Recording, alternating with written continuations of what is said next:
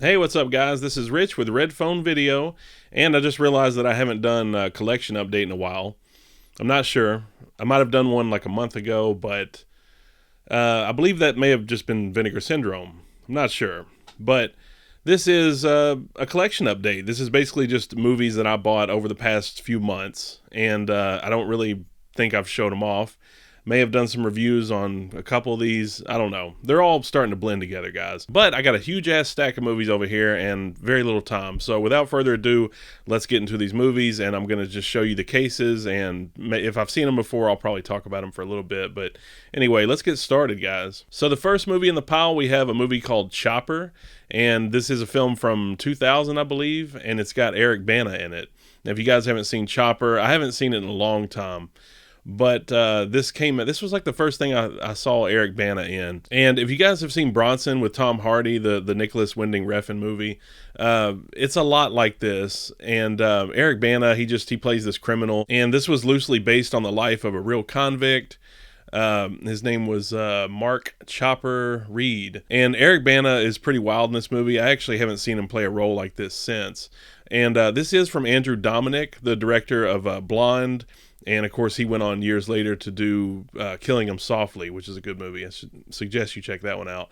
But, yeah, Chopper from Shout Select. Next in the pile, we have a movie called Inside. This is a French movie. It was part of that whole French extreme horror movement in the early to mid-2000s. This movie is creepy. This is about a woman that shows up at this other woman's house, this pregnant woman, and it's on Christmas Eve, I believe, yeah, Christmas Eve. Following the death of her husband, an expectant mother is tormented in her home on Christmas Eve by a strange woman who wants her unborn baby. And this is a movie that just, I mean, when it starts, it starts. Like, it doesn't let up. I remember seeing this movie, when it first came out, and I was just, I believe it was like Dimension Extreme that put this out on DVD, but I just thought it was going to be kind of silly and gory and stupid. But I mean, no, this movie, it's really elevated in terms of suspense and tension and gore.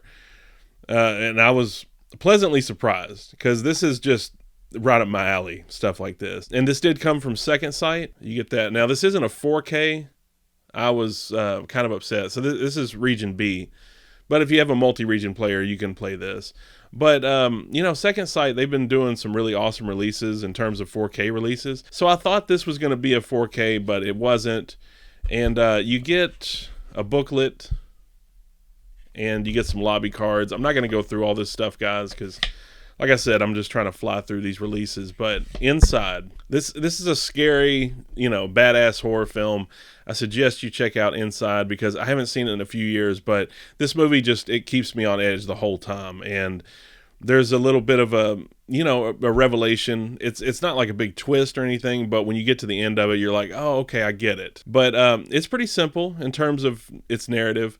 But yeah, Inside, if you like your gore, if you like your suspense and everything ramped up just 210 fucking %, Inside is definitely for you. So yeah, Inside from Second Sight, check it out. Now, this next one here is an A24 release. This is a movie called Past Lives, and I just picked it up. I had no idea what it was about, and it seemed like I read something about it online, and it was a really romantic movie. So I was thinking, hey, I'll check this out, because a lot of romantic movies here in the States have just gone by the wayside.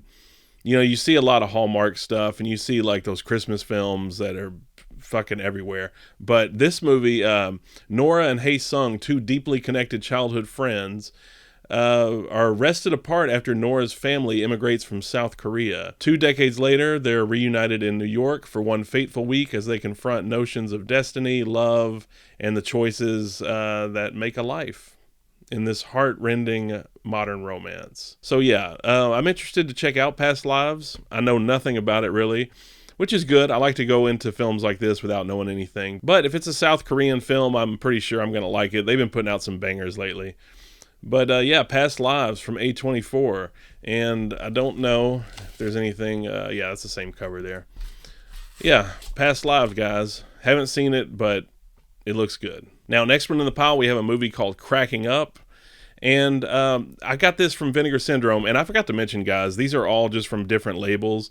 Like, I bought some of these from Vinegar Syndrome, some of them came from Scream Factory, a lot of them came from like Orbit DVD, Diabolic DVD. Some of them came from Amazon. So there's like a mixture of like boutique releases and, mainstream releases in here. But Cracking Up, this was one that I got from Vinegar Syndrome.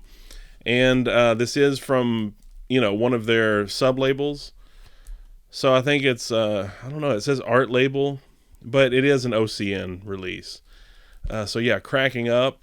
And this is about some crazy comedian, probably in the vein of like Joker, something like that. But this is the director of this movie actually was in that movie, The Mutilator, from 1984. If you guys have seen that slasher film, The Mutilator. But yeah, I don't know much about Cracking Up. I just know it's about this crazy comedian in New York, I believe. And it was a movie that came out in the early to mid 90s. But I don't really know much about it beyond that. But I saw that cover and I saw that this was a film that took some chances, and I like films that do that. I like transgressive, dirty, rough films. And this just seemed like this was one of those films. So, I mean, look at that. Look at that image. Looks like this film goes there. I'm not sure. But, yeah, that is Cracking Up. And you should still be able to get this. I don't know if you can get the slipcover, but this is on the Vinegar Syndrome website. So, Cracking Up. Check it out. Next up, we have a movie called Divinity. And this came from Vinegar Syndrome also. Look at that. That is badass. And then this slipcover comes out of there. And I believe this movie is... look at that. I believe this movie... I know it was produced by Steven Soderbergh. And I don't remember the director's name. Filmed by Eddie Alcazar. So I know this is like a dystopian sci-fi story. And it's got Stephen Dorff in it. And he plays this capitalist who's developing this serum. And then his two brothers come from another planet to stop him from developing this serum. I think it's something like that. I haven't seen it, guys. I don't know much about it. But that is the cover. And I don't know if I showed you that. I'm pretty sure I did. But yeah, this is available on Vinegar Syndrome right now too. But Divinity, it looks like, a dystopian sci-fi thriller. And like I said, I don't know much about it, but I had to get it because this cover just looks like it's badass. I don't know. A lot of the times Vinegar Syndrome, they're known for their packaging. So sometimes you can get something with cool packaging that, doesn't truly deliver in terms of story. But hopefully that's not the case with this one. Divinity looks badass. And if Steven Soderbergh produced it, if he got behind it, I'm pretty sure it's good. So anyway, that is Divinity. Check it out. Then also from Vinegar Syndrome, we got The Tune. Now, I had heard things about this, and I may have seen it before. This looks really familiar. But The Tune, this is about, a lot of people compare it to David Lynch, even though this is like an animated movie. But this guy gets kind of caught up in this alternate universe, and I don't know much about it beyond that. But The Tune, I got this from Vinegar Syndrome too, and I don't know what sub-label this was from. Vinegar Syndrome has so many damn sub-labels now, I can't even keep up with them anymore. Sub-labels, partner labels. But yeah, I'll give you guys a look at this slipcover here. And, I like old, weird animated movies. This is from the legendary animator Bill Plimpton. And I'm pretty sure I've seen this before, guys. But yeah, I like old, weird animated stuff like Fritz the Cat. And this is just supposedly really weird. Like, it kind of has a Lynchian feel. Like I said, this guy just gets caught up in this old, nostalgic, alternate universe, But I'll check it out. And, this is something that I'll probably check out pretty soon. I've got a fucking long list of movies to watch. But I could see this one being high on the list. Just put it on, fucking have a drink one night and just check this one out. It looks pretty trippy. But that is The Tune, and you should be able to get this from Vinegar Syndrome. I don't know if you can get the slip, but this is where I got it, from Vinegar. So The Tune, check it out. Next up in the pile from Vinegar Syndrome, we have a movie called Sex Mission. And this movie came out in 1984, I believe, and it's a Polish film. And it's kind of another cautionary sci-fi tale. And it's about these chauvinist guys. There's like no men in the future, I think, and it's about these dudes who fear feminism. It's a lot like what's going on now, to be honest, So this is a movie, I guess it's about gender wars, and that's really timely right now. So there is the cover there, and this is the slip. I've never seen this movie, but I have heard about it, and all I know is that it's a Polish film, and it's like over 2 hours long, but a lot of people say that it's, a good satire. So, Sex Mission. I just like that title, too. I mean, it was kind of alluring, so I had to get my hands on Sex Mission, but that is it. Now, this next one I got from Vinegar Syndrome, and I had to get my hands on this one. It sold out really fast. Now, you can still get the standard version, but this slipcover edition sold out really quick, and this is a movie called Blonde Death. And this movie is wild, guys. I fucking love this movie. Now, I haven't seen it in a long time, but I used to have the DVD, and it was from Bleeding Skull. Now, Bleeding Skull has partnered with Vinegar Syndrome, and this is the number one. This is Bleeding Skull number one. So, yeah, I mean, me describing this movie to you guys, it wouldn't do any justice, but I'll read the synopsis to you. This movie's crazy, but Blonde Death from 1983, 84. But yeah, Gidget meets Badlands is how the director described it. But yeah, this movie, okay, shot for $2,000 on video by James Dillinger. The story follows the transformation of Tammy Lynn Beaverdorf, played by Sarah Lee Wade, from bubbly teen to death-tripping speed freak. An in-your-face rampage of sex, drugs, and violence that climaxes with scenes that were secretly filmed inside Disneyland. So if that doesn't pique your interest, I don't know if it ever will. But this movie, I mean, guys, it's good. I mean, it's shot on video, so it's really cheap. But had this movie been done on if it was shot on film, you know, this came out around the same time as like Jim Jarmusch's Stranger Than Paradise, and that movie, you know, took off in '84. That one did well at festivals, and this movie is better than that, I think. But Blonde Death, I mean, it's a movie, I mean, nobody really talks about it, and I just remember the quality of it's not great, but the dialogue is some of the most like well-written shit I've ever seen in a movie, you know, of this caliber. And it was shot for $2,000. It's just a cheap, sleazy, scuzzy movie. And, you know, this girl, I don't want to give it all away, but this girl gets, you know, brutalized in her house and while her, you know, Christian parents are away. And she gets attacked by this chick with an eye patch. And she starts falling in love with, you know, one of the guys that abuses her. And so she goes on the road with these people, and that's all I'm recalling right now. But I mean, this movie was crazy, and I suggest you check out Blonde Death. That's all I'm going to say about it for right now. But like I said, you can't get this slipcover version anymore, but you should still be able to get on the Vinegar Syndrome website, and they probably got a few hundred copies left of it. But that is Blonde Death, directed by James Dillinger. Get on this movie. Now, this next one is called Joy, and I probably can't show this on YouTube. No, doesn't look like it. But this movie is basically, I mean, it's basically just porn. And it's called Joy. I can't show this thing too long, guys, but I will show you this cover, and it's the same thing as the slip. I actually thought this was from Vinegar Syndrome, but it wasn't. And I think I got it from Orbit DVD. But yeah, it's let's call it women's liberation, okay? So I don't know. This movie's rated X. I think it's pretty much straight up porn, but I thought it was going to be like an exploitation action film. And it may be. I don't know. I don't know much about it, but that is Joy. So I'm not going to show that one off too long, but yeah, that is Joy. Next up, we have Night of the Bastard. Now, this one came from Culture Shock Releasing. They used to be part of Vinegar Syndrome, and I believe they branched out on their own.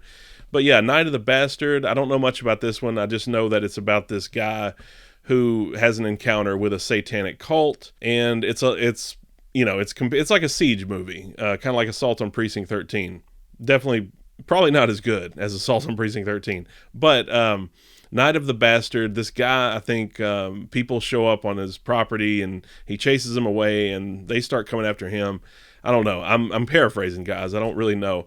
But, it's been compared to stuff like Race with the Devil, with Peter Fonda and Warren Oates. I think it kind of has that feel, that old 70s grindhouse feel. But that is the slipcover, and there's some alternate artwork for you. Night of the Bastard. Looks like it did pretty well in festivals, as you can see all the laurels on there. But that is Night of the Bastard. Some of these movies are kind of hit or miss for me. I don't really know if I'm going to enjoy this one, but a lot of the stuff from Culture Shock, I mean, you're going to get some bad stuff. I know a lot of people that aren't fans of Culture Shock Releasing, but I've been pleasantly surprised by a few of their releases. So, I mean, the plot of this one seemed like it was right up my alley. So, and they compared it to Race with the Devil, which is one of my all-time favorites. So it's just a drive-in classic.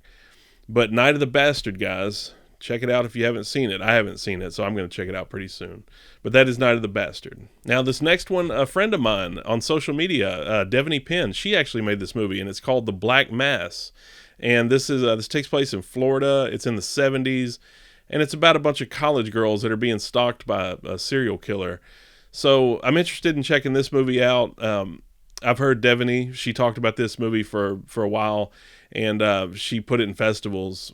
So I've kind of been keeping up with it for a while now, but it finally got a Blu-ray release. I think the actual street date is February 27th. Not sure, but I did get this in early, and I pre-ordered from Diabolic DVD, I want to say. But yeah, that is The Black Mass from fellow filmmaker friend Divinity Penn. It doesn't look like you get a lot of special features on this. You just get the trailer and an image slideshow. So it would have been nice to get a commentary or maybe some behind the scenes stuff, but I'm not complaining. This is a pretty basic release, but that is The Black Mass. Now, I was really excited about this next one. This is Southern Comfort, Walter Hill's Southern Comfort. This is a 4K release from Vinegar Syndrome, and this is part of the VSU line. So I'll just show this off to you guys really quick. And if you haven't seen Southern Comfort, I mean, just get on it. You know, this movie is just great. It's, you know, I don't want to call it a Deliverance clone, but it's always compared to Deliverance. It has some similarities, but I feel like Walter Hill and David Giler, I mean, their script is, I don't want to say it's better than Deliverance, but it's just different, guys. And for those who haven't seen it, it's about, you know, a team of National Guardsmen in the Louisiana Bayou, and they go fucking around with the Cajuns, and one of them plays a joke and starts firing blanks, and the Cajuns get pissed off and think that the National Guardsmen are waging war against them. So this movie's filled with testosterone, and that is the slipcover there. So yeah, if you like Walter Hill, this is like the definitive Walter Hill movie. This and The Driver. I would say if you're a big fan of Walter Hill, this movie, 48 Hours, and The Driver are probably the movies that really encapsulate his style and what he does with characters. And I'll throw The Warriors in there too. The Warriors just kind of has this same feel too. Walter Hill follows the same template a lot of the times. And, you know, I don't want to say his stuff is formulaic, but he does kind of follow the same template. And Southern Comfort is just, it's one of his better ones. And this did have a Scream Factory release. It may have been Shout Factory, Scream Factory. It's all the same. But Southern Comfort is just it's a really good movie. And it kind of reminds me of that movie Rituals too, with Hal Holbrook. That is really good. And I'm just going to show this off to you guys. You know, VSU does really good work. If you guys haven't, you know, picked up any of their releases, they do a bang up job, man. And Southern Comfort is just one of those films that, you know, I watched a lot when I was a kid. It was one of those movies they used to run on like TNT or TBS that, you know, they would have like these specials of movies for guys who like movies. And so, you know, Walter Hill was always one of those filmmakers that it seemed like his stuff was just made for men, you know, and his films just always had this, you know, this machismo about them and this, you know, certain level of gravitas. But Walter Hill, I mean, he does phenomenal work. He's one of my favorite directors. I think him and John Carpenter are very similar.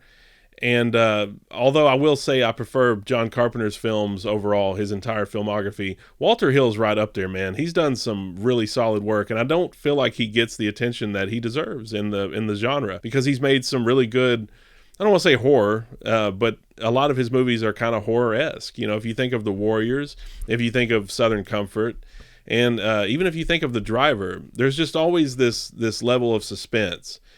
And it's not like Hitchcockian suspense either. Walter Hill's just, I mean, he's in a class of his own, and that's all that's all I can say. But Southern Comfort, guys, if you have not seen this movie, like I said, if you like Deliverance, and if you have seen that deep cut film, Rituals with Hal Holbrook, it definitely, you know, falls into that same category of, you know, these guys just getting lost in the swamp and in the woods, and, you know, just that whole theme of men being where they're not supposed to be. But that is Southern Comfort from 1981. Get on it. Now, this next one, I had a buddy that saw this, and he told me it wasn't really worth a damn. But this is Robert Rodriguez's new movie, Hypnotic. And a lot of people are describing it as Robert Rodriguez trying to be like Christopher Nolan. I don't know. But I was curious to check it out. And, Ben Affleck, it says a detective finds himself spiraling down a rabbit hole as he investigates a series of strange reality-bending crimes mysteriously connected to his missing daughter. So, I don't know. I'm a big fan of Robert Rodriguez. I'm not a big fan of, like, his Spy Kids stuff. But I was curious to check it out because, it's got William Fichtner in it. It's got Ben Affleck. It's directed by Robert Rodriguez. I don't know. I may not like it. A lot of people, the general consensus is that this movie's just kind of, lowbrow, cheap entertainment. But it's Robert Rodriguez, like I said, so I'm going to check it out really soon. But that is Hypnotic with Ben Affleck. Moving on to the next one. Now, here's a release from Kino Lorber. This is Scarlet Street. This is a 4K. And this is an old film noir from Fritz Lang, the guy who directed M, and he directed Ministry of Fear. And this is with Edward G. Robinson, and he gets obsessed with Joan Bennett. This girl, she plays Kitty in this movie, and she's just like this vulgar, scandalous chick. And she, the more Edward G. Robinson gets obsessed with her, the more he gets taken advantage of by her and her pimp boyfriend. So yeah, this is one of Fritz Lang's best films. I highly recommend it. It's about seduction and corruption, a lot of those themes that you see in old, noir films. But if you like M, if you like Metropolis, if you like Ministry of Fear, if you like The Woman in the Window, Scarlet Street, man. That's about all I can say about it, but let's go ahead and move on to the next one. Then we have Silent Night. This just came out, and I haven't heard too many things about this movie. I haven't heard too many good things about this movie, really, but this is like John Woo's first movie since Paycheck. So I don't know. I was interested to check it out because I'm a big fan of John Woo. I like a lot of his older stuff. Like I love Hard Boiled. I love The Killer. And I even love, just all the stuff that he started doing when he came here to America. Stuff like Hard Target, Face Off, Broken Arrow. So I don't know, but I haven't heard too many good things about this film, guys. And it's just one of those movies where it relies on that whole gimmick of not having dialogue, which some people would say that's stylish and cool. But I don't know. I feel like it's just another gimmick. And a lot of people are comparing this to John Wick. So I don't know. I'm going to check it out. It says it's a revenge tale of a tormented father, played by Joel Kinnaman, of course. But he witnesses, his young son die when he's caught in the gang's crossfire. Honestly, kind of sounds like the movie with Kevin Bacon years ago. James Wan's death sentence. Kind of sounds similar to that. But yeah, this is Silent Night, guys. I'm not going to really talk about it for too long because I got to keep it moving. But yeah, if you guys have seen Silent Night, let me know if it's worth a damn in the comments. But that is it. Now, this next one, I was really curious about this one. This is a film called Suitable Flesh. And I haven't watched it yet, but I'm a big fan of the filmmaker who did it, Joe Lynch.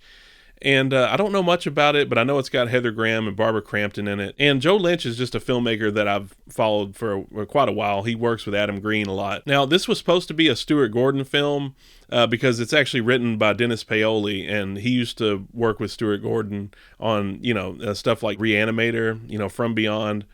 So I think it has that feel, but a lot of people say that, because it's not Stuart Gordon, it's not as good. I don't know. I can't speak of it yet because I haven't seen it. But I do love Barbara Crampton and I love Heather Graham and I'm a fan of Joe Lynch. So if you guys have seen this one, don't spoil it, but, let me know what you think of it in the comments. But that is Suitable Flesh. And it's a shame that Stuart Gordon didn't get to direct this film because I think he was working on it before he died. But yeah, it says kinky, freaky, and a heck of a lot of fun. So I don't know. I'm sold. But anyway, I think some people are saying it's kind of middle of the road and it's weird, but I don't know. Sounds right up my alley. But that is Suitable Flesh. Next up in the pile, we have a movie called Dead Air with Bill Moseley and Patricia Tallman from the Night of the Living Dead remake from 1990. And look at that, broadcasting live for as long as possible. Now, this movie, I think, came out the same year as Pontypool. It may have been, like a year after Pontypool was released. But they seem really similar. Seems like they have kind of a similar plot. Although Pontypool is a badass movie that needs a Blu-ray. I don't know if you guys have seen Pontypool, but it's got Stephen McHattie in it from History of Violence and Death Valley. So yeah, but I don't know. I ordered this from TerraVision because I like Bill Moseley and I like Patricia Tallman. But yeah, it says that it's about Bill Moseley, who plays DJ, and his show crew. They're trapped in this downtown radio station as the city around them erupts into chaos. So, a biological weapon has been unleashed that turns people into homicidal maniacs, and the streets run red as flesh-ripping hordes lay ruin to anyone they encounter. So, I don't know, it kind of sounds like a zombie-ish tale, kind of like the Crazies. But yeah, that is Dead Air, and you can pick this up from TerraVision. I like some of the releases that TerraVision has put out. They're a pretty new label. Obviously, they used to be with Vinegar Syndrome. They do, similar packaging here with the slipcovers. But I will say that it takes forever to get your stuff from TerraVision. I do like the people that work for TerraVision, but you kind of have to email them. You kind of have to hit them up, all the time. I mean, because if you don't, you won't get your package on time. There was one time I ordered from TerraVision, and it had been like 5 months, and I had to just continuously email them to make sure that I got my movies. And I think I ordered like a shirt from them, but they just completely forgot about my package. So I don't know. I'm not here to talk shit about TerraVision. They do have some pretty good releases coming out. So definitely check out TerraVision if you haven't seen a lot of the movies they have on their website.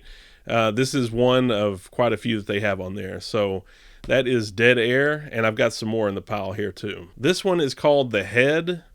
I don't know shit about this one, but I just like that cover, and I think this is a fairly new film. But he asked for love, she asked for blood. I don't really know what it's about. I can read the synopsis to you guys if you give a damn. But it says, Peter is an easygoing man-child with a handful of mommy issues. His love for his mother is matched only by the welts from her beating him with a cane, and the affections of a hot punk rocker. After whacking off in an alley post-rejection, Peter hears a voice calling out to him for help, and it's a woman. He goes to help, only to discover the sexual odyssey he never knew he needed. Now, this horny, youngish man murders people in order to feed his blood-hungry true love, a telekinetic mannequin head. So yeah, that sounds interesting. I don't know if I'm going to watch this anytime soon, but it sounds interesting. Sounds pretty schlocky. And like I said, I believe it's a new release from TerraVision. Okay, it says that it came out in 2019, so it's not brand new, but it is a newer film. But that is The Head, and I do have another release from TerraVision. This is Slashers. Now, I've seen this movie, and I haven't seen it in years, but I had it on DVD. I don't know what happened. But, this is about 6 contestants, 3 slashers, no prisoners. But yeah, Slashers was an interesting movie. It's really low budget, but there's, a good quality to it. It's actually got a decent story behind it. Slashers is basically a hit Japanese game show where contestants win millions of dollars if they can survive the unthinkable. So a group of Americans step up to the challenge and into the labyrinthian set where 3 masked maniacs will stop at nothing to ensure the participants pay the ultimate price in their pursuit of the prize. Let the gory games begin. So yeah, that is Slashers. I picked that one up from TerraVision recently, and I think that's all the stuff that I got from TerraVision. But that is Slashers. Now, next up, this is a Kino Lorber release. This is a 4K of the Bogins. Now, I used to have the olive release of this movie, but for a long time, this movie was hard to find way back in the day. But the Bogins, it's a guilty pleasure movie to me. Early 80s and 1981. But I haven't seen this movie in a long time, but I'm interested to check out the 4K because this movie always looked kind of grainy and, it never looked good. But it looks like they went back to the original camera negative on this. But the Bogins, it's about people who go fucking around in this old mine in this small town, and they unleash this monster. So, of course, it starts terrorizing the town. But it kind of reminds me of this movie called The Strangeness. It's a lot like that, and I used to get them mixed up all the time because thematically, they were kind of, plot-wise, they were real similar to each other. But that is the Bogins from Kino Lorber, and, same cover there. I don't know. I think this does have a reversible cover on it. Yeah, you get the original cover art there. So, that is the Bogins. And some people like the Bogins, some people don't, but if you like your schlocky silliness, then, it should be right up your alley. But that is The Bogins from Kino Lorber. If I can get it back in the slipcover here. So yeah, check out The Bogins if you haven't seen it. Now, next up in the pile, we have a movie called Goodbye and Amen. I haven't seen this one, but it's got Tony Musante in it from The Incident and The Bird with the Crystal Plumage. But he plays a CIA agent. He's preparing to overthrow an African government, but his plan gets screwed up when one of his colleagues starts shooting people from the roof of a hotel. So it kind of sounds like those paranoid crime thrillers from, the 70s. Sounds like, stuff like The Manchurian Candidate, or you had stuff like John Frankenheimer's Black Sunday. You had stuff like Alan Pakula's The Parallax View with Warren Beatty. I don't know if this is like any of those movies, but it sounds like it kind of deals with that same kind of paranoid, thriller about the government coming after you. So, and I know it's from the director of the Amityville Horror Amityville 2, the sequel, not the first one. But yeah, this is Goodbye and Amen, directed by Damiano Damiani. And that's from Radiance Films. If you guys haven't seen or checked out Radiance Films, you should definitely get into a lot of their releases. I started really buying stuff from them when they put out O.C. and Stiggs, the Robert Altman movie.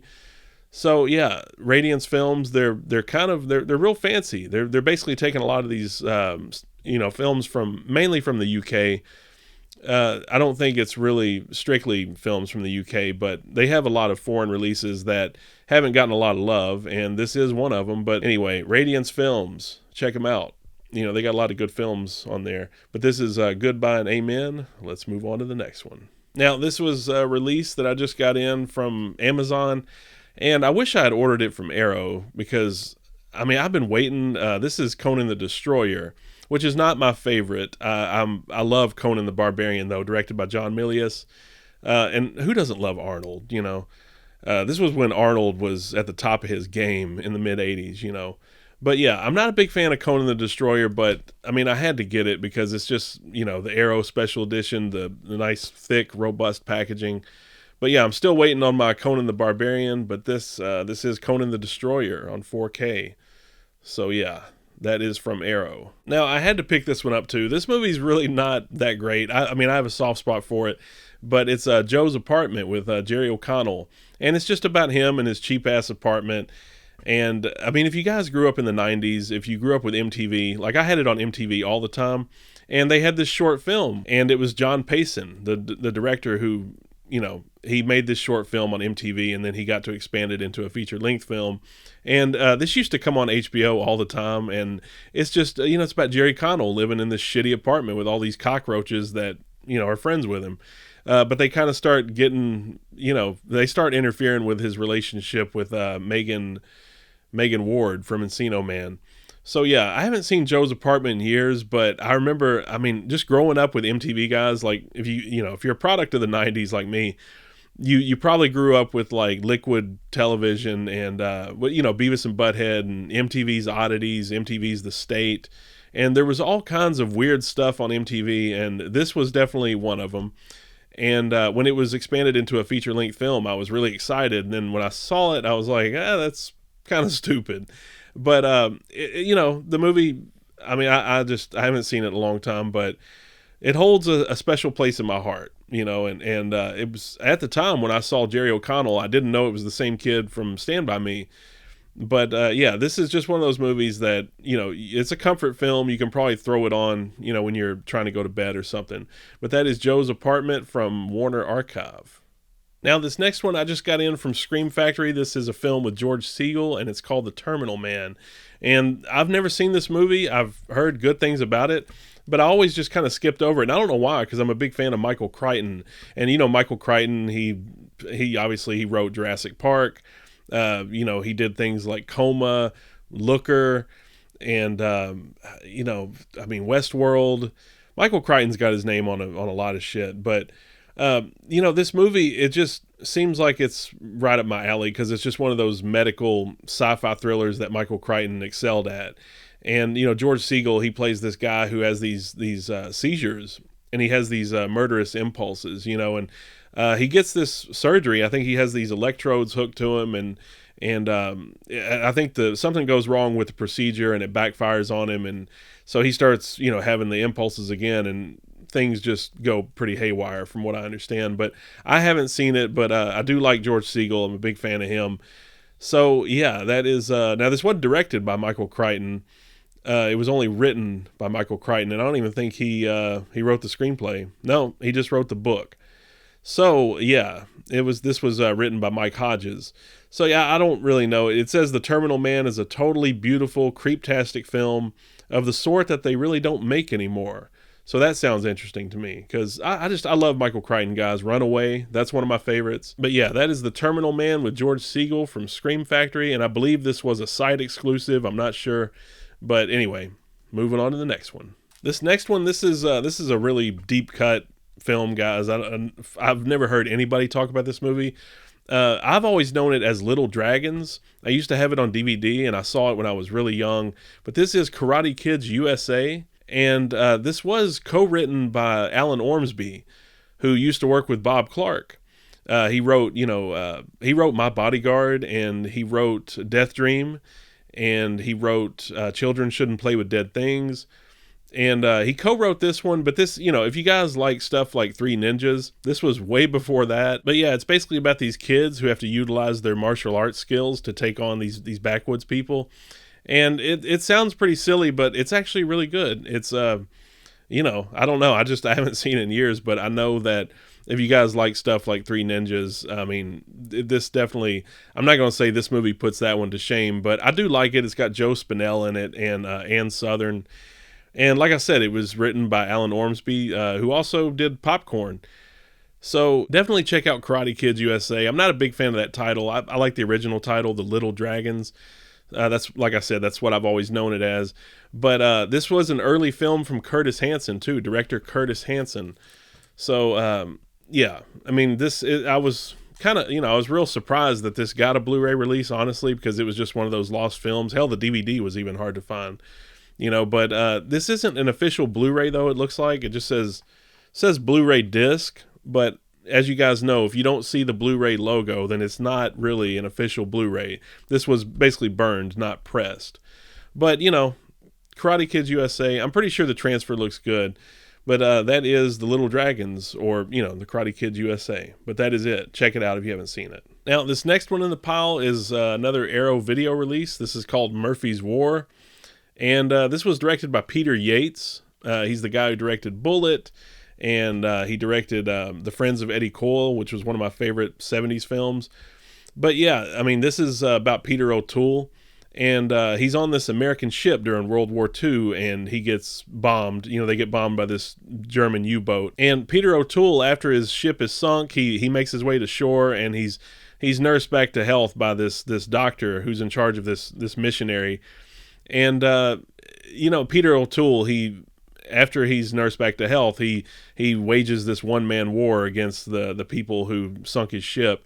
So this is a really good movie. I haven't seen it in a long time, but it's one of those movies I really didn't think Arrow Video was going to touch, but I'm glad that they did, because it's got a lot of special features on it. But yeah, that is the slipcover, and yeah, it looks like it's got the same cover there. Murphy's War, this is just one of those movies that they ran on cable when I was a kid. I don't remember renting it or anything, but I do remember seeing this on TV. And it says here on the back that Murphy's War is an underseen gem. I do agree, because not a lot of people talk about it. But I'm glad Arrow Video, put it out, because I'm interested in checking it out. It's too bad it's not a 4K. I believe this is just a Blu-ray. But yeah, this was it was written by Sterling Silliphant, who also wrote In the Heat of the Night and The Poseidon Adventure. So it's a really good 70s movie. I suggest you guys check it out. But that is Murphy's War from Arrow Video.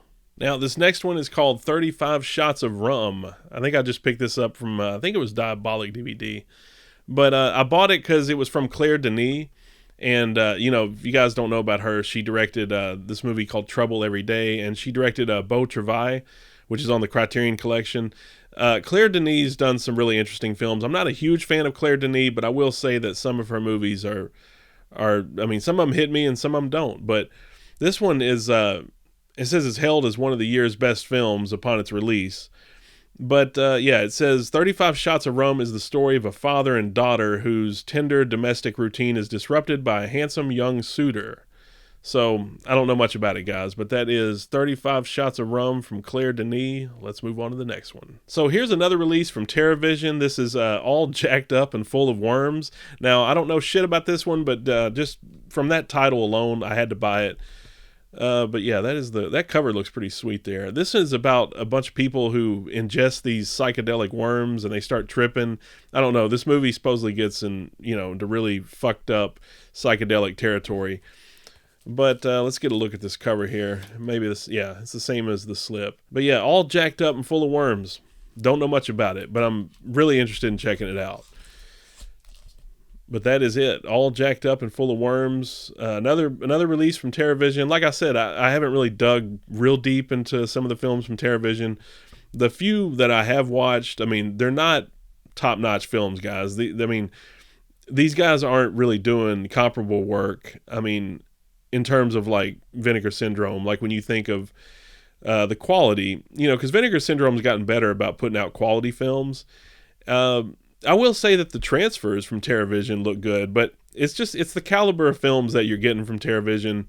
These aren't award winners, guys. I mean, some of their movies are, I mean, they're just not that great, and that's all I'm going to say. But that is all jacked up and full of worms from TerraVision. Now, this next one I was really interested in because I'm a big fan of Anne Hathaway, but this is a film called Eileen with Anne Hathaway and Thomasin McKenzie, and I want to say it's about a girl who works in a prison, and she basically lives in a prison too, like, metaphorically speaking. She lives at home with her dad, and it's a real dingy and, just drab environment, and she works in this prison, and Anne Hathaway is hired at the prison, and she's just one of the new staff members at the prison.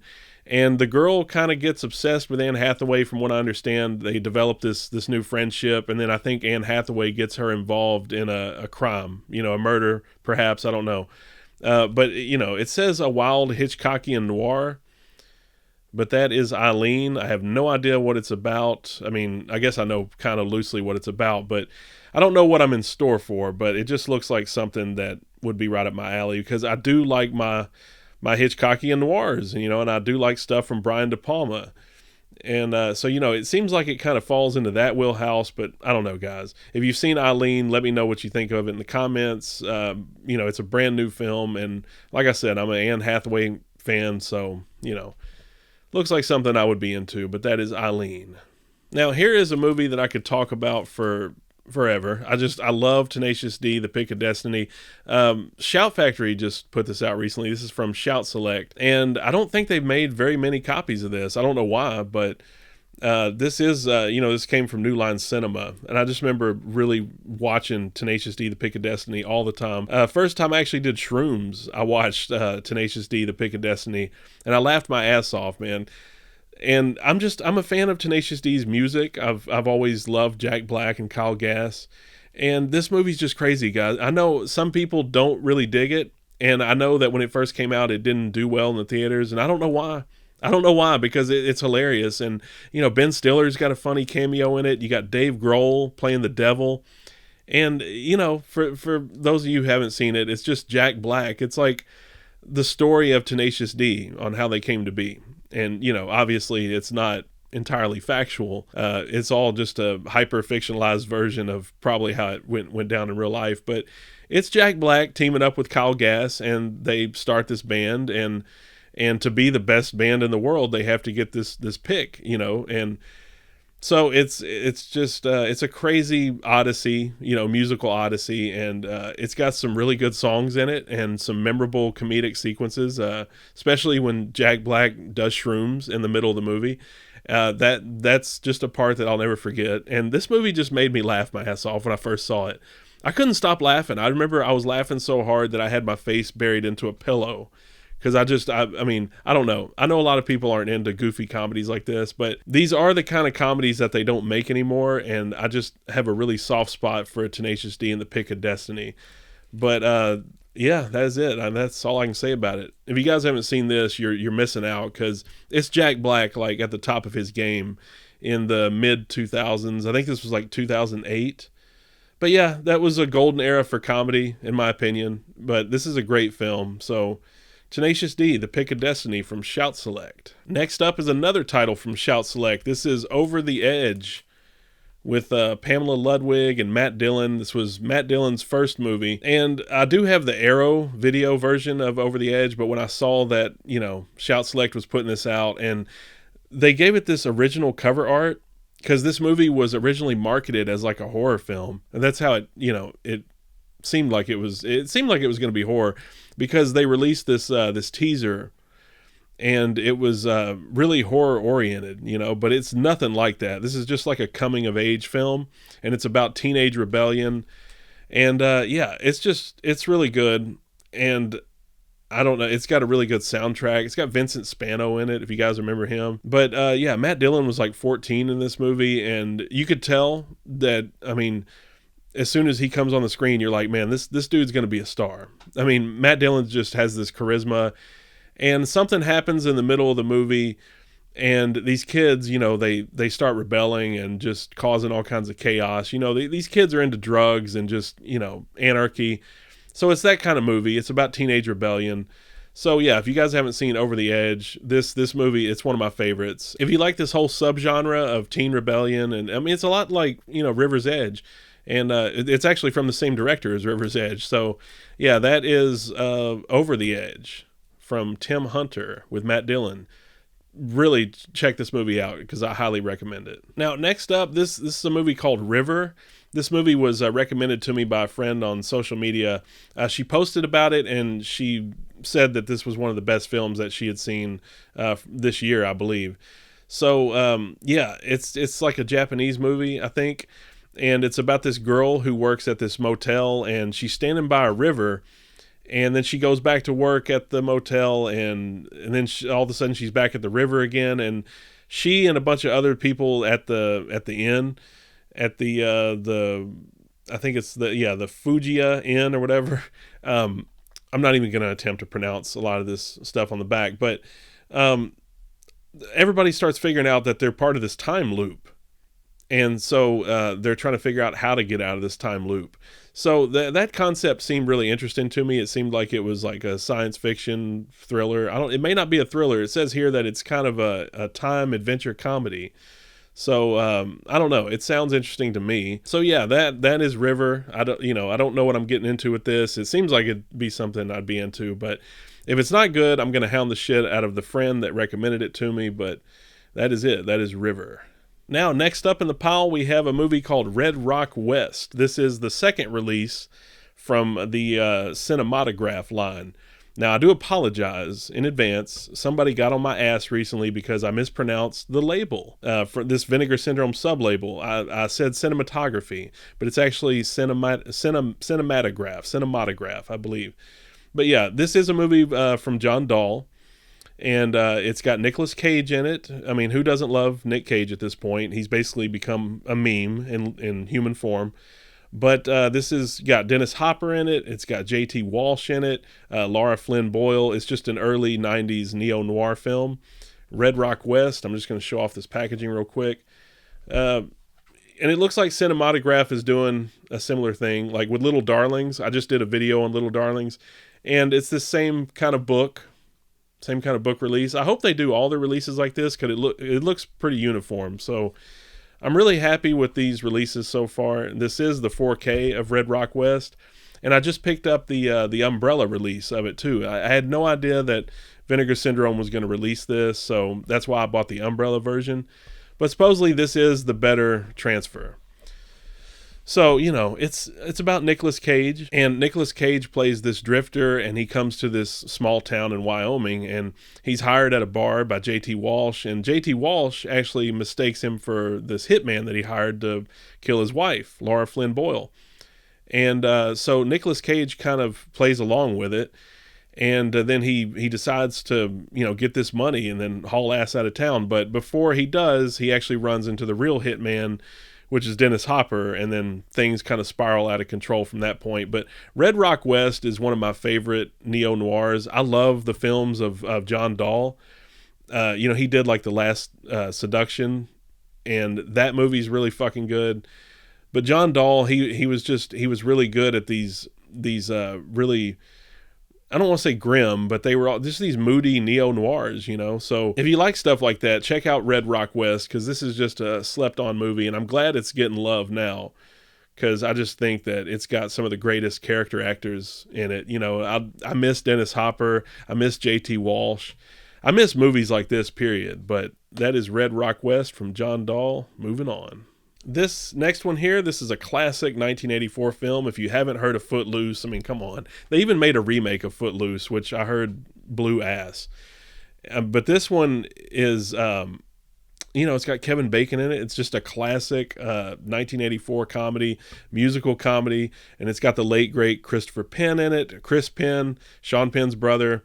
And just the whole sequence, you know, Let's Hear It for the Boy. If you guys have seen it, you know what I'm talking about. It's when Kevin Bacon teaches Chris Penn how to dance.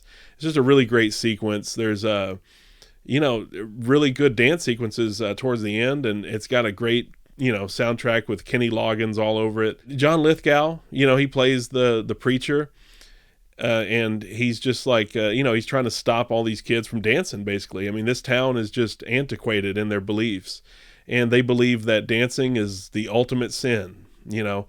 And Kevin Bacon's there to prove him wrong, because he starts influencing all the teenagers in the town.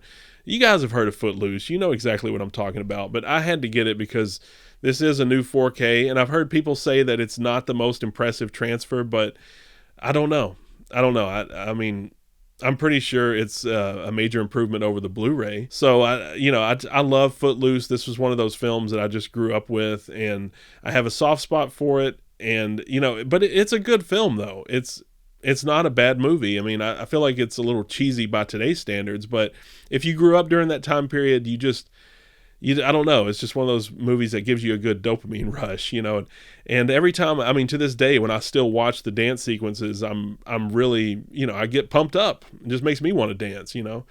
So that is Footloose. This was released by Paramount. And I like this cover too, because, you know, as you can see, it looks like a cassette tape there. But I love, like, everybody in this movie. You know, I like Sarah Jessica Parker in the film, and Laurie Singer was good as the girlfriend. You know, it's just, I don't know, guys. It just hits all those nostalgic beats for me. But, and Kevin Bacon, this was the movie that obviously made him a star. So that is Footloose, the steelbook from Paramount.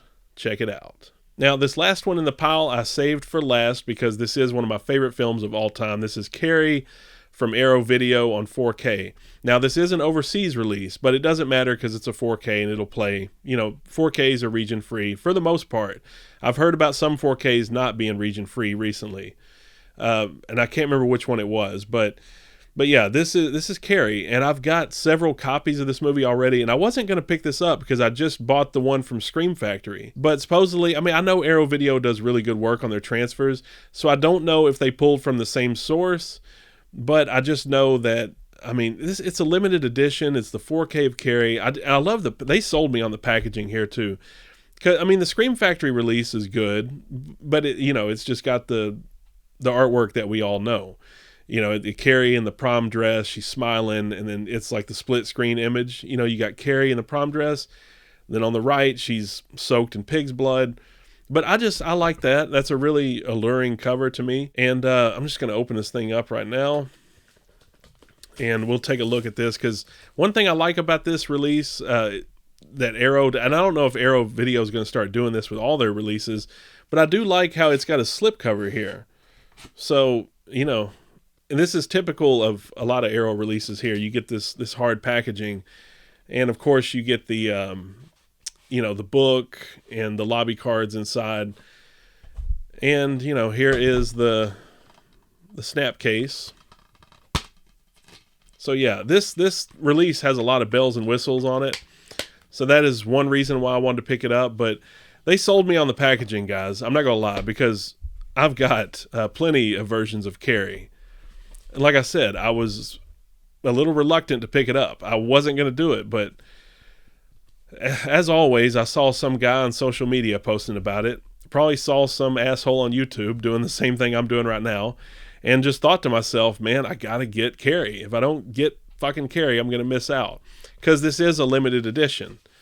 So I'm having trouble getting the book inside here, so I'm just going to leave it as is. But that is, here's the slipcover again, and this is Carrie on 4K from Arrow Video.